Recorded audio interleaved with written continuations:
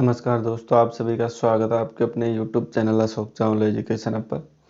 दोस्तों, आज हम जिस लेसन प्लान के साथ मिल रहे हैं वो है हिंदी व्याकरण का लेसन प्लान और जिसका प्रकरण या शीर्षक है क्रिया। तो दोस्तों, क्रिया नामक जो आज का लेसन प्लान है उससे संबंधित हम संपूर्ण चर्चा करने वाले हैं। तो सबसे पहले बात करते हैं हम। देखिए, हमारे चैनल पर वैसे तो बहुत से लेसन प्लान अपलोड हैं। हर विषय के आपको लेसन प्लान यहाँ पे देखने को मिल जाएंगे। तो आपको जिस भी लेसन की आपको ज़रूरत हो तो यहाँ पे आप प्लेलिस्ट में जाके देख सकते हैं। वहाँ पे हर टॉपिक पर आपको लेसन प्लान देखने को मिल जाएंगे। फिर भी अगर किसी बच्चे को कोई लेसन प्लान नहीं मिलता है, किसी टॉपिक पर नहीं मिलता है, तो हमारे जो व्हाट्सअप नंबर है वहाँ पे आप विषय वस्तु भेज सकते हैं ताकि उसके नेक्स्ट डे आपको वो लेसन प्लान देखने को हमारे चैनल पर मिल जाएगा। तो दोस्तों, आज का पाठ योजना है जो स्टार्ट करते हैं क्रिया से संबंधित।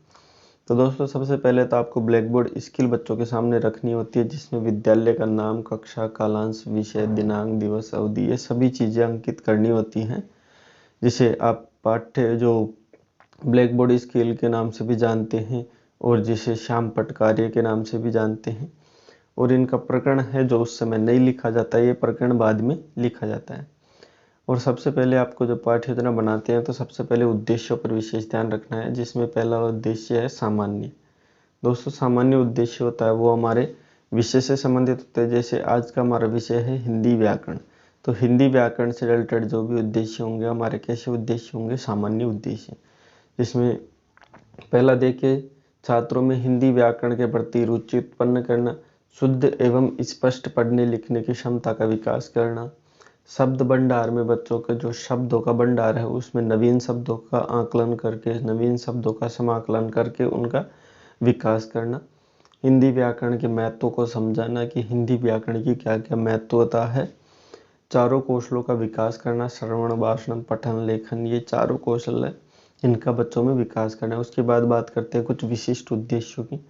देखिए, विशिष्ट उद्देश्य हमारे प्रकरण से संबंधित होते हैं। जैसे आज का हमारा प्रकरण है क्रिया, तो क्रिया से रिलेटेड जो भी उद्देश्य होंगे हमारे विशिष्ट उद्देश्य होंगे। जैसे छात्रों में क्रिया के विषय में जानकारी देना कि क्रिया क्या है, क्रिया के महत्व को समझाना, क्रिया को परिभाषित करना एवं भाषा के प्रति बच्चों के जीवन में क्या क्रिया की महत्वता है उसको समझाना।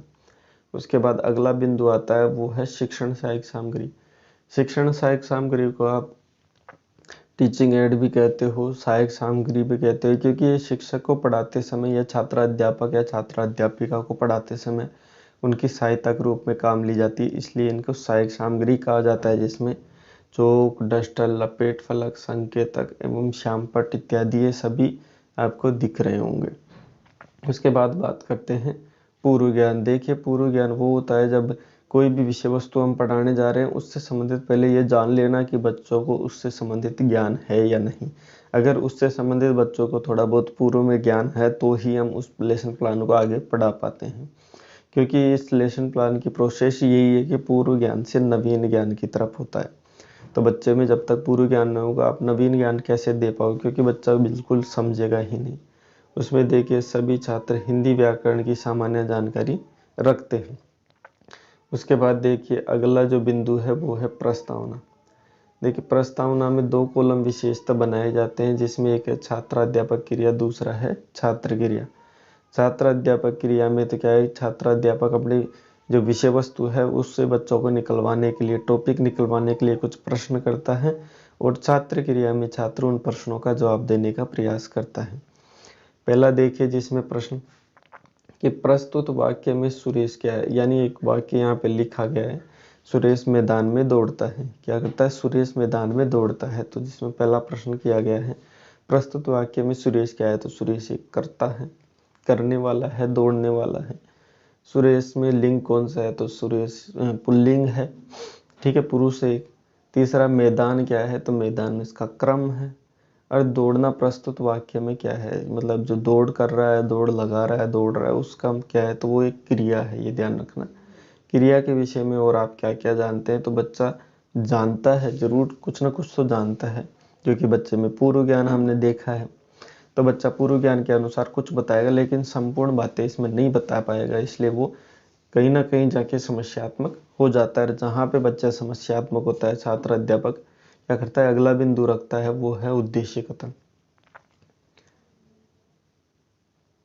ठीक है। उद्देश्य कथन जो अगला बिंदु है वो उस बच्चों के सामने रखता है, और उद्देश्य कथन का मतलब ही यही है कि प्रिय छात्रों, आज हम क्रिया के विषय में विशेष चर्चा करने वाले हैं। ऐसा कहते ही वो ब्लैक बोर्ड पर जो प्रकरण का नाम रखा था खाली, उसको आप फ्लिप कर देगा, उसको पूरा कर देगा। यानी क्रिया जो प्रकरण है वो ब्लैक बोर्ड पर अब बच्चों के सामने लिख सकता है। उसके बाद आता है जो सबसे इम्पोर्टेंट बिंदु है, प्रस्तुतिकरण। देखिए प्रस्तुतिकरण में क्या होता है कि 3 कॉलम विशेषता बनाए जाते हैं। आप वैसे बना सकते हो, यहाँ पे क्रमांक का भी बना सकते हो, ठीक है, लेकिन सामान्यतः 3 ही बनाए जाते हैं, जिसमें छात्र अध्यापक कथन, जिसमें छात्र अध्यापक क्या करता है, अपनी विषय वस्तु प्रस्तुत करता है इस कॉलम में। दूसरा है छात्र कथन, इसमें छात्र क्या करता है, अपनी जो कुछ भी छात्र अध्यापक पढ़ा रहा है उसको ध्यानपूर्वक सुनता है और उसका आकलन करता है, और साथ ही साथ जो मुख्य बिंदु है उनको यहाँ पे लिखता रहता है। तीसरा देखिए श्यामपट्ट कार्य। श्यामपट्ट कार्य में क्या होता है, जो भी पाठ को पढ़ाते समय छात्र अध्यापक को मुख्य बिंदु लगे या इम्पोर्टेंट लगे कुछ भी चीज़ें, तो यहाँ पे वो लिखता रहता है। तो छात्र अध्यापक क्या कहता है, क्रिया की पहले परिभाषा देता है। किसी शब्द समूह के द्वारा किसी कार्य का होना पाया जाता है या फिर उस करने का बोध पाया जाता है, उसे क्रिया कहते हैं। कुछ एग्जाम्पल भी देगा, उदाहरण भी देगा, जैसे चलना क्रिया है, ठीक है, नहाना क्रिया है, ठीक है, ये सभी क्रियाओं के कुछ रूप बताए। उसके बाद क्रिया के भेद, ठीक है, ये सभी आप देख पा रहे होंगे, स्पष्ट आपको दिख रहा है। कहीं कोई समस्या आती है तो आप पूछ सकते हैं, ठीक है।